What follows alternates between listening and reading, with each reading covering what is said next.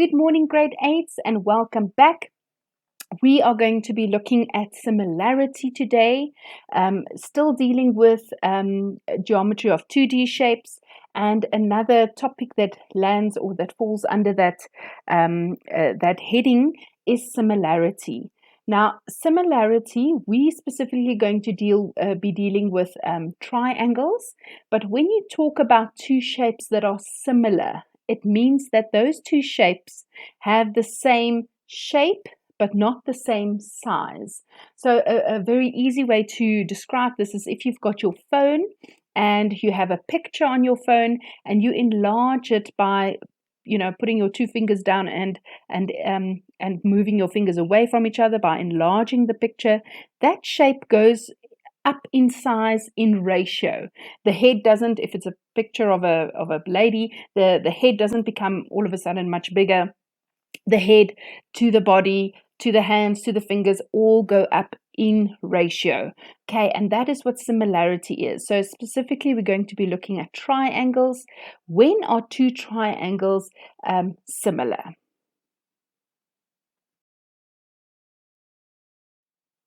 Okay, so just to give you an example, if you've got this flower and you had to enlarge this flower,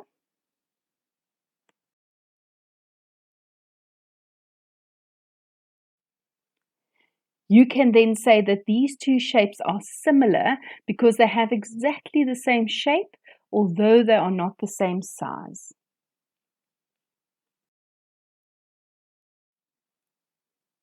Okay, and like I said, we're just going to we're going to have a look at what is so special about similar triangles.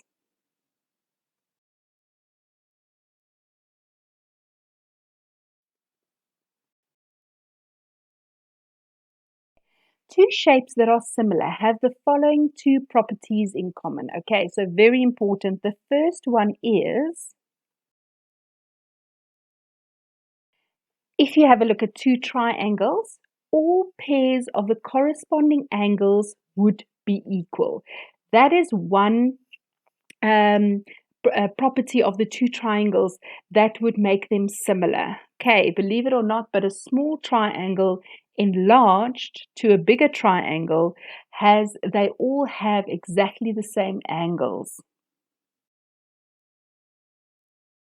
Okay, so if you have two triangles and you can prove that the one angle is equal to the other angle, like you can see there, the two diamonds or rhombuses, they are the same angle size. And then from the one triangle to the other triangle, a star is then also that size angle is also equal to the other size angle of that triangle. Can you then automatically just take that the third angle will also be equal to each other? Let's quickly have a look. Let's replace those little shapes with actual angles. So if you have in the one triangle a 40-degree angle and a 70-degree angle, what would the third triangle's angle? What would be the third angle's size there? So 70 plus 40 is 110, and 180 minus 110 would also give you 70 degrees. Okay, so that is actually an isosceles triangle. Okay, but now if you are trying to prove that those two triangles are similar, can you then see that the third angle would automatically be the same? So if you can prove that 2 out of the 3 angles of the one triangle is the same as the other triangle, then it would be similar because the third one will automatically be the same. I hope that makes sense. So if you look at the other triangle, 70 and 40 also gives you 110, and 180 minus 110 gives you also 70 degrees. So if you can prove, if you've got two triangles and you can see, that angle is the same as that angle, and that angle is the same as the other angle, the third one will then automatically also be the same. And the reason that we use for that is interior angles of a triangle.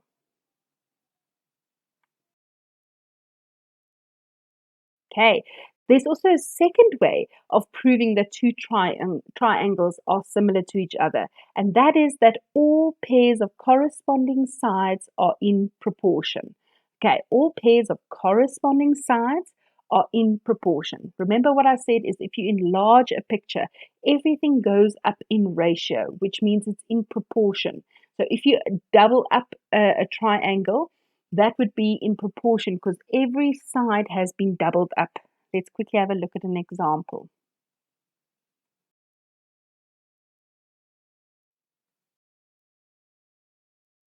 Okay, if you've got those two triangles, can you see that that triangle has actually been halved to give you the bottom triangle? So 12 centimeters divided by 2 gave you the 6 centimeters, and 12 centimeters divided by 6 also gives you 2. And 8 divided by 2 then gives you that 4 centimeters. Okay, so everything has been halved. So you can actually say that that triangle has been halved, or if you look at the bottom triangle to go up to the top triangle, it has been doubled. So every side has been doubled. 6 times 2 is 12. 6 times 2 is 12. 4 times 2 is 8. Okay, everything has been times by 2 or divided by 2, which means that that triangle has gone up or has smallen or enlarged in ratio. So those two triangles are indeed similar. Okay, let's look at an example together where this right angled triangle has been given. There's a 90 degrees, a 40 degrees, and then C, we don't know, it has not been indicated. We can work it out, but it hasn't been indicated. Let's see if these two triangles are similar. Okay, the one angle has been given as 40. Aha, it corresponds with the other angle of the triangle, which is also 40. So there's one angle that's the same. Then E and B is the same. Also, two angles of the triangle are similar to each other. So that's 2 out of the 3.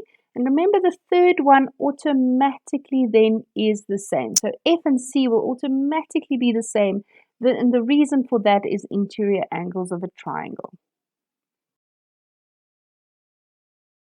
Okay, and they will ask you, this is how the question would look. They would give you the two triangles and they will say, prove that triangle ABC is similar to triangle DEF. Okay, very important. Let's just pause there for a quick second and please take note of the following. The order of the write-up is very, very important. The way they've given you that triangle ABC is similar to triangle DEF, that order is very important, and let's have a look why. Okay, that first letter there, A, would correspond with D. Let's have a look at our picture. Does A correspond with D? Yes, it does. In the middle angle, B would correspond to angle E. Can you see there? The middle letter corresponds with the middle letter of the other one. Let's just look down. B, can you see that B is equal to E? That is correct, yes. And then, can you see that C is going to angle C is equal to angle F? Okay, C and F would then be the same, although it's not indicated, but we know now by interior angles of a triangle that those two are the same. So please take note of that. The first letter corresponds with the first letter's angle corresponds with the second write-up's letter's angle. The middle one to the middle one, the last one to the last one. So the way they give it to you is very, very important, and that gives you an indication as to which angle is equal to what angle. Okay, also the same with the sides, because remember we've got angle, angle, angle as the one reason that we can use, but we can also use sides in proportion. So that also is an indication as to what side is in proportion to what other side. Okay, and I've given it to you like this. I've showed you with the arrows. AB, the first in the middle, is equal to or is in ratio to DE. Then the second and the last, BC is in ratio to EF, second last, second last. And the first and the last is in ratio to the first and the last. AC would be in ratio to DF if those two are similar. Okay, and normally we refer to this as your smiley write-up. Can you see it looks like two little eyes there on top and then a big smile at the bottom. So please remember first and middle, middle and last, first and last. Okay, so those sides are indicated as the sides that are in proportion.